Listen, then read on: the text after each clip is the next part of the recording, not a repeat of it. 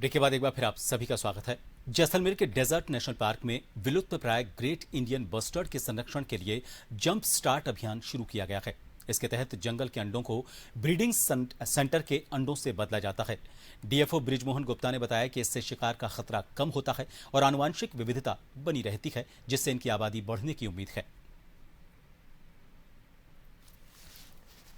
राजस्थान के जैसलमेर जिले में संरक्षण की खास पहल शुरू की गई है।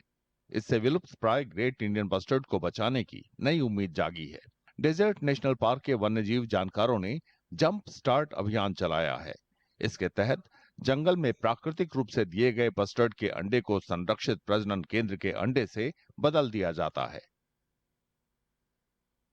जो एडवांस स्टेज का जो एग है शिफ्ट सेंटर में, उस एग से वाइल्ड वाले एग को एक्सचेंज कर दिया जाए, ताकि जो उसके बीच में जो एक प्रेडेटर का क्योंकि खतरा बना रहता है, वो प्रेडेटर का टाइम कम हो जाए। मान लो वो एडवांस स्टेज का एग है, मान लो 19 दिन का या 20 दिन का है, तो वो 2 या 1 दिन में ही वो हैच हो जाएगा।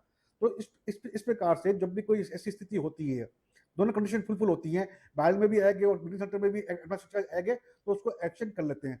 दूसरा बड़ा फायदा इसका ये है कि जो जेनेटिक पूल बना रहता है, वाइल्ड का जो एग आएगा उससे एक वाइल्ड वाला चिक पैदा होगा ब्रीडिंग सेंटर में, और जो ब्रीडिंग सेंटर का एग अगर वाइल्ड में जाएगा तो उससे वहां पैदा होगा, तो एक जेनेटिक डाइवर्सिटी भी इससे बनी रहती है।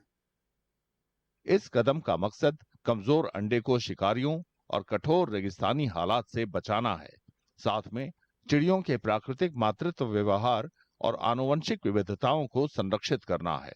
इस पहल से ग्रेट इंडियन बस्टर्ड की तेजी से घटती आबादी पर लगाम कसने की उम्मीद है।